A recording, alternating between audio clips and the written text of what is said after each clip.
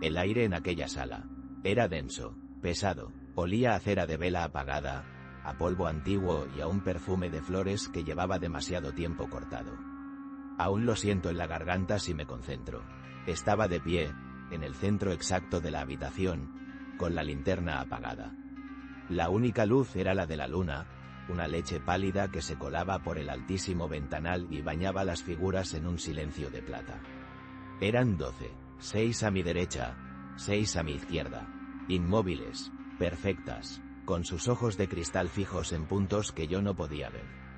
Era mi tercera ronda de la noche, las 3 de la madrugada, la hora en que el mundo se olvida de que existes. Mi trabajo era sencillo, o eso me dijeron: vigilarlas, pasar cada hora, asegurarme de que todo estuviera en orden. No tocar, no mover, no hablar, solo observar, pero nadie me advirtió de la presión en el pecho, de esa sensación de que el aire que respiras ya ha pasado antes por unos pulmones que no son de carne y hueso. ¿Y tú qué habrías hecho? ¿Habrías aguantado por el dinero, que era bueno, muy bueno para un muchacho de 20 años en 1978? ¿O te habrías marchado la primera noche, sin mirar atrás, dejando que las figuras se quedaran a solas con sus secretos? Yo me quedé, necesitaba el dinero. Mi padre había enfermado y en casa cada peseta contaba. El anuncio en el periódico era discreto: es busca vigilante nocturno para colección privada. Seriedad y discreción absolutas. Salario generoso, nada más. La entrevista fue en un despacho oscuro, lleno de libros encuadernados en piel y el olor a tabaco de pipa. El dueño, don Anselmo, era un hombre mayor, encorvado, con unas manos tan finas y pálidas que parecían de porcelana. Apenas me miró, sus ojos, pequeños y acuosos, estaban fijos en un punto sobre mi hombro. El trabajo es de 10 de la noche a 6 de la mañana, de lunes a domingo, dijo con una voz que era un susurro polvoriento. Su única tarea es estar presente en el edificio. La colección se encuentra en la sala principal. Cada hora, de reloj, debe entrar, permanecer 5 minutos y salir. Sin hacer ruido, sin encender más luz que una pequeña linterna, si es estrictamente necesario. Y la regla de oro, la única que no puede romperse bajo ninguna circunstancia, es no darles nunca la espalda a todas a la vez. Me lo repitió: a nunca, siempre debe mantener, al menos, a una de ellas en su campo de visión. ¿Entendido? Asentí, sin comprender del todo la extrañeza de aquella norma. Pensé que era la excentricidad de un viejo rico. ¡Qué ingenuo era! Me entregó una llave pesada, de hierro forjado, y me dijo que empezaba esa misma noche. Y así fue como acabé en aquel lugar. No era una casa, era más bien un pequeño museo privado, un mausoleo personal en las afueras de la ciudad. Un edificio de una sola planta, sin más ventanas que el gran rosetón gótico de la sala principal. Las primeras noches fueron extrañas, pero soportables. La quietud era lo más difícil. Una quietud tan profunda que podía oír el latido de mi propio corazón rebotando en las paredes. A las 11, a las 12, a la 1. Cada hora, la misma rutina. Abría la pesada puerta de roble, entraba en la sala, y el olor a cera y a flores muertas me golpeaba. Caminaba por el pasillo central, entre las 2 hileras de figuras. Eran maniquíes, pero no de los que ves en los escaparates de las tiendas. No, estos eran diferentes, hiperrealistas, hechos a medida, con un detalle enfermizo. Cada uno representaba una escena, un instante congelado en el tiempo.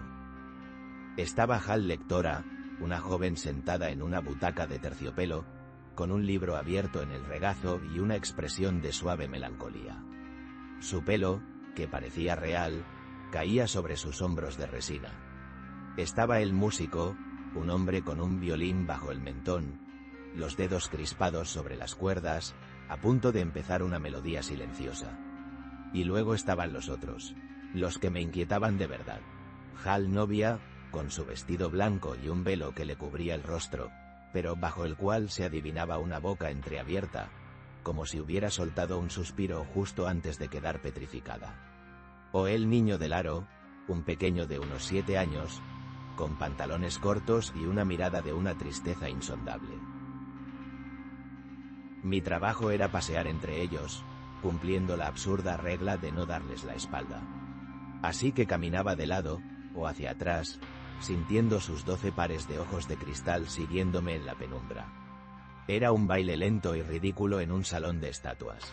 Contaba mis pasos, 30 pasos hasta el final. Media vuelta, 30 pasos de regreso, 5 minutos, ni uno más, ni uno menos. Luego salía, cerraba la puerta, y el silencio del pasillo exterior era casi un alivio.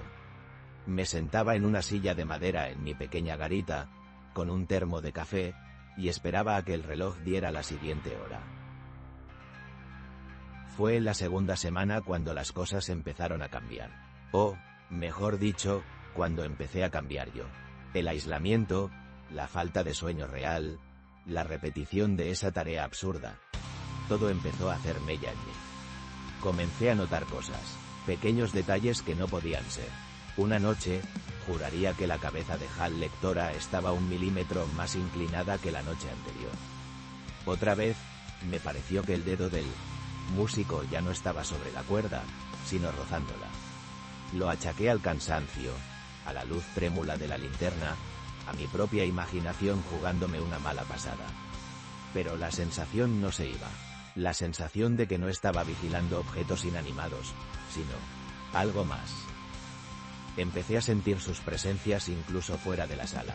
Mientras estaba en la garita, a veces, tenía la certeza de que el niño del aro estaba justo al otro lado de la puerta, esperando. Oía crujidos en la madera del edificio, pero mi mente los transformaba en el roce de un vestido de novia de seda. El silencio ya no era un vacío. Estaba lleno de expectación, lleno de ellos. La noche que todo se rompió fue una noche de tormenta. Llovía a cántaros, y los truenos retumbaban haciendo vibrar el viejo edificio. Eran las 2 de la madrugada. Entré en la sala como siempre. El aire estaba cargado de electricidad. Un relámpago iluminó la estancia por un segundo, y en ese instante de luz blanca y cegadora, tuve la absoluta, irracional y terrorífica certeza de que todos los ojos de cristal se habían girado para mirarme. Todos a la vez. El corazón me dio un vuelco tan violento que me faltó el aire. Me apoyé en el pedestal de la figura más cercana para no caer. Era Hal, dama del abanico, una mujer con un elegante vestido de noche y una expresión altiva. Mi mano temblorosa tocó la base de mármol y noté algo suelto. Una pequeña placa de latón, con un nombre grabado, Leonor, 1924. La curiosidad, esa bestia estúpida y valiente, pudo más que el miedo. Me arrodillé, la placa no estaba bien fijada. La moví con cuidado y cedió, revelando un pequeño hueco en el pedestal. Dentro había un objeto, un pequeño diario de cuero, atado con una cinta de seda descolorida. Rompí todas las reglas, me senté en el suelo helado, de espaldas a la mitad de las figuras, y abrí el diario con la luz de mi linterna. No era un diario, era un álbum, y no contenía escritos, sino fotografías y recortes de periódico. La primera foto me heló la sangre. Era una mujer joven, idéntica a Hal, dama del abanico. La misma cara, el mismo peinado. Llevaba el mismo vestido. La foto estaba fechada 1924. A su lado, un recorte amarillento del periódico local. El titular decía: joven de la alta sociedad desaparece tras un baile benéfico. Mi pulso se aceleró. Pasé la página. Otra foto, un hombre con un violín. La misma cara que el músico. Y otro recorte. Virtuoso local encontrado sin vida en su estudio. Las causas se desconocen. Página tras página, el horror se desplegaba ante mis ojos. Una foto de una novia sonriente en el día de su boda. El recorte hablaba de un accidente de carruaje camino a la iglesia. Una foto de un niño pequeño, con su aro. El recorte, brutal y escueto, narraba una caída fatal en el parque municipal. Eran ellos, todos ellos. Eran 12 historias, 12 tragedias, 12 vidas interrumpidas. Comprendí la verdad en ese instante. una verdad tan fría y afilada como un trozo de hielo. Don Anselmo no era un coleccionista de maniquíes.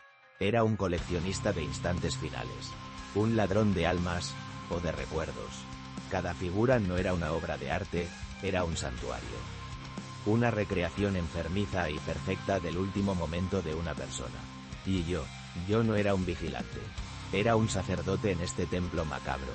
Mi trabajo era ser testigo, hora tras hora, noche tras noche, para que esos ecos, esas tragedias, nunca se desvanecieran. Para mantenerlos vivos en su quietud. La regla de no darles la espalda. No era para protegerme a mí. Era para protegerlos a ellos. Para no faltarles al respeto. Para que nunca estuvieran solos en su eternidad de resina y cristal.